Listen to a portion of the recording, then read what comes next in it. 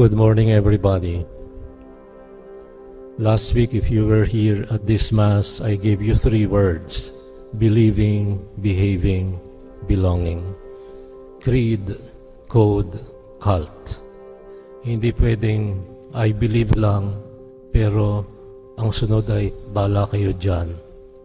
Bala kayo dyan. Basta ako para doon sa mandarambong boboto. Kayo, ewan ko kayo. Okay. Behaving, doing rightly, and doing the right things. Belonging, being one, having the one, believing in the one God who gave us one baptism. We are under one faith, one Lord, one God, and Father of all. And we have one community of believers, the one that God founded, the one that Christ started, not the one founded in 1914 and began in Manila, not the one who talks about Christ, but Christ is only a prophet, not a God. You see, let me tell you a few stories. 43 years ago, I had a very talented student when I was just ordained a priest. It was in the seminary. He is a genius when it comes to music. So he played the piano, he played all the available instruments that was there in the seminary back then. And he had a good ear. When he graduated, I never met him until I went to study in Baltimore. And I was one Sunday saying Mass at a parish a stone's throw away from the White House. And there he was. And there was a group of a choir singing. They're all Filipinos. Punta kayo sa Amerika, lahat ng kumakanta sa simbahan. Lahat dyan mga Pilipino. Tumutugtog mga Pinoy. And so he was there, but I never knew he was there. Until about before the Mass ended, I saw him nakasimangot, nakatingin sa choir. And then after Mass, he came to me and said, "Father, can you please tell that guitar player to stop playing? I cannot stand him." Disintonado ang kanyang gitara. Wala sa tamang arrangement yung kwerdas ng gitara. He knew what to listen for.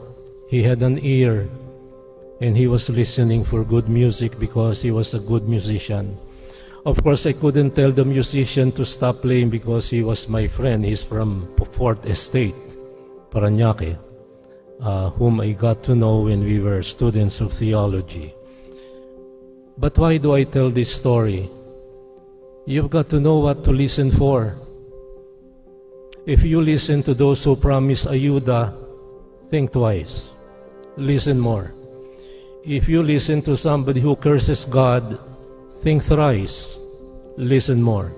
Stop, look, and listen. Another story. Last week I was in my hometown, well, near to my hometown, and one of the workers that I was dealing with told me, "Father, uuwi ako sa probinsya. Babalik ako pagkatapos ng eleksyon." And then I asked him, "Bakit ba aliga kang umuwi? At bakit nagmamadali ka?" Kasi tinakot kami ni Mayor, pag hindi kami bumoto, tatanggalin kami sa listahan. Alam ko na kung anong listahan na yan, di ko na tinanong. Pero habang nagkukwento siya, sabi ko, kung hindi mo naman mamasamain, pwede bang malaman magkano pangako ng mayor sa probinsya ninyo? 3,000. 3,000. Sa 3,000, ipagpapalit natin ang kakayahang kumilatis at kumilala ng mali at tama, ng mabuti at magaling, at ng palpak. At pipiliin natin yung namigay sa'yo ng 3,000, pero ang hanap ay 3 bilyon. My sheep hear my voice. Let me tell you another story. Since I've been in leadership for many years and I've been a school administrator at least 3 times, and I know workers who didn't have a college degree, but they were very capable.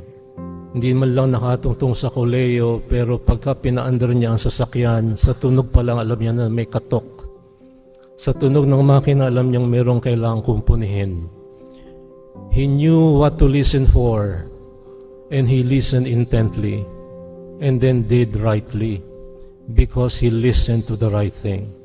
Kung minsan nakakatuwang tingnan pagka may mga samahan, may mga grupo, pagka pinag-uusapan, ito ang aking medyo sama ng loob sa mga covenanted communities. I used to be invited quite often when I was younger, and I was the favorite of some of them until I began talking to them about social issues.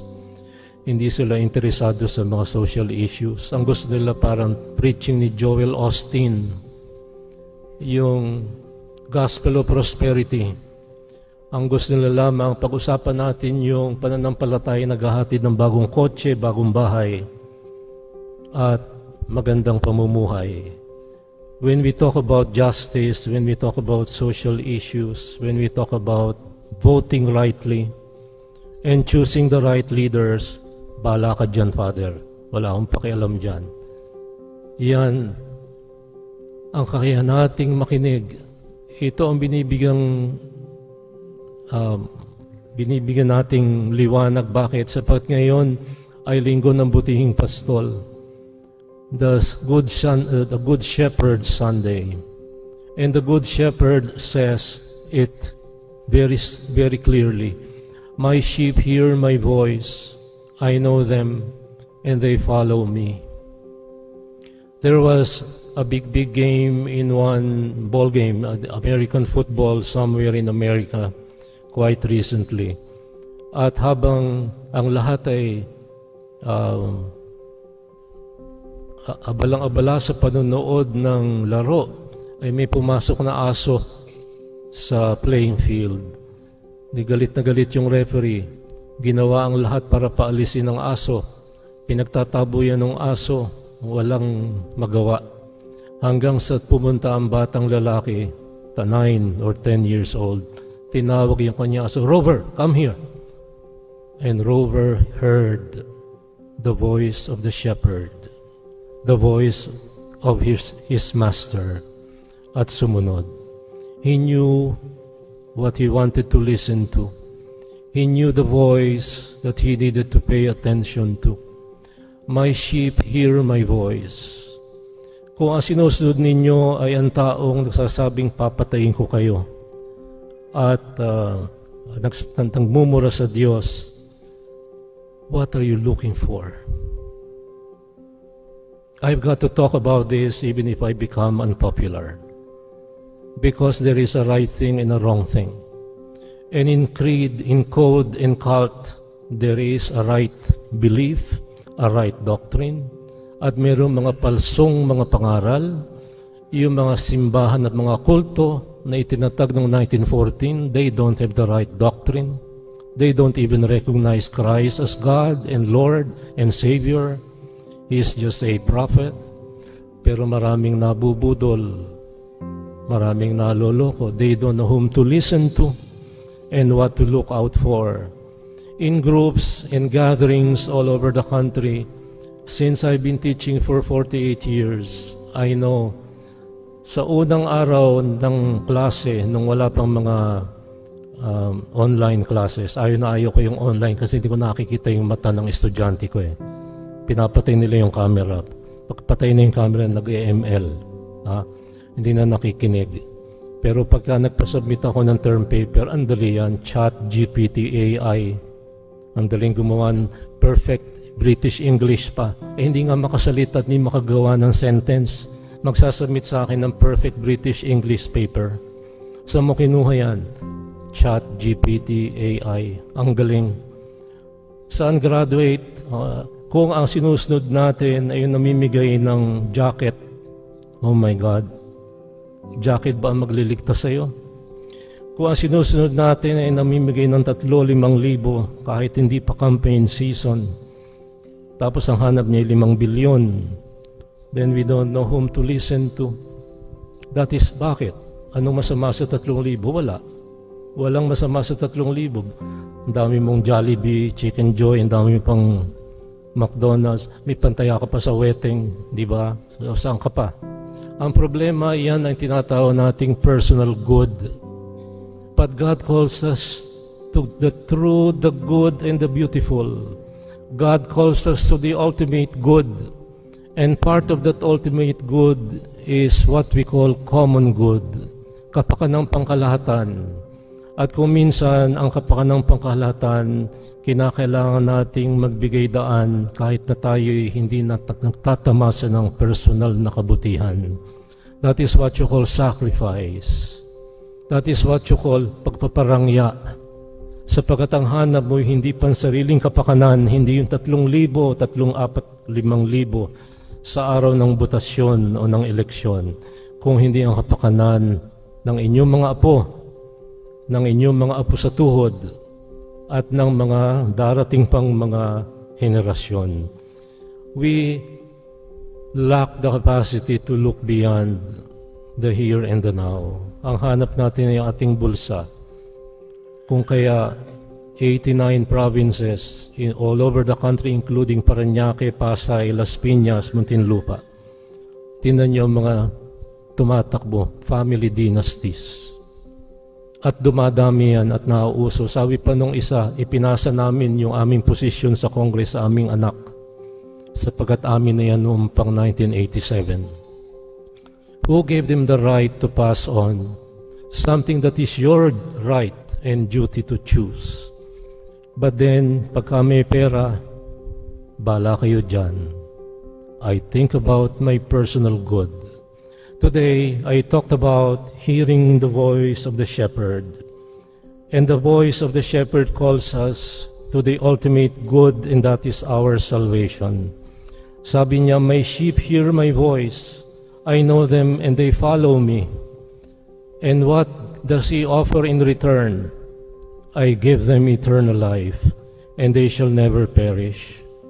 Ano ang tawag natin sa isang taong nakita na ang totoo pero ayaw tingnan ang totoo? Di ba ang tawag natin dyan, bulag? Ano ang tawag natin sa taong alam ang tama pero ayaw magsalita tungkol sa mali? Hindi ba ang tawag dyan ay pipi? Ano ang tawag sa ayaw makinig sa tamang pangaral? Di ba ang tawag dyan ay bingi? Ano ang tawag ngayon sa social media sa mga ganyan tao? 8080. And I don't need to explain what that is. Use your imagination. Huwag tayong 8080. Huwag tayong bobo. Let us be wise. And wise here doesn't mean let us be simply let us just be political. No. Let us think about the greater good, the common good, the good of your grandchildren and your great-grandchildren, the future of the planet. The reality is this: Elon Musk wants to go to Mars, para yung gustong migrate puntang Mars. At ang China, at ang Russia, at ang India nag-uunahan uli sa buwan kasi may tubig sa buwan para mag-shower, pupunta ka pang buwan. Pero dito sinisira natin ang Pasig River, sinisira natin ang lahat ng ating mga ilog. 7+ billion people in the planet, in the earth that is our only home. All 7+ billion of us are using the resources of 1.5 planets with abandon, without thinking about tomorrow. Today, let us listen to the voice of the shepherd. Huwag tayong 8080. My sheep hear my voice. I know them and they follow me. And what do we get in return? What we need to listen to, what we need to work for, what we need to aim at and pray for. I give them eternal life, and they shall never perish.